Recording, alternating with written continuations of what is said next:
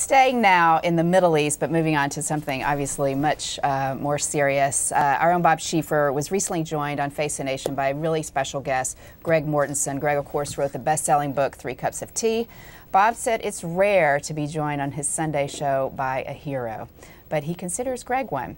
17 years ago, he was lost on a hike in Afghanistan and saved by villagers. He's dedicated his life to building schools there. 150 schools later, Greg's book is now required reading in the U.S. military. Bob caught up with them, and we caught up with him after Face the Nation. Let's take a look. How do you think he's raised now? Right. Probably, 25 million. And a school, there's a cost for a school, but I think of it, every young girl that comes into school, I'm thinking about she's going to graduate, and I want her dream to come true. So I look at it like I see teachers and doctors, and like in college you need scholarships, and so we've put aside funding so any girl that wants to, we say you're going to achieve your dream and be a doctor or a lawyer. We just had a woman, Fozia, who 2 years ago passed her bar exam.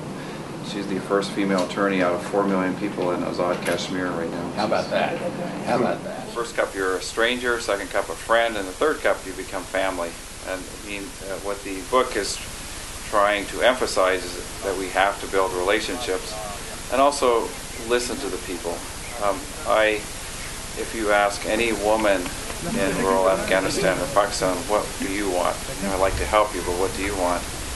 They will consistently say 3 things. We want peace, we don't want our babies to die, and we want our children to go to school. What really moves me is the first time, I get to see this hundreds of times a year, but the first moment a child learns how to write their name, it's very powerful, either with a stick in the sand or a piece of paper. When they write their name, all of a sudden they have an identity and they belong. It also gives them purpose. It was only recently, though, I found out that actually, in most cases, the wives read the book first.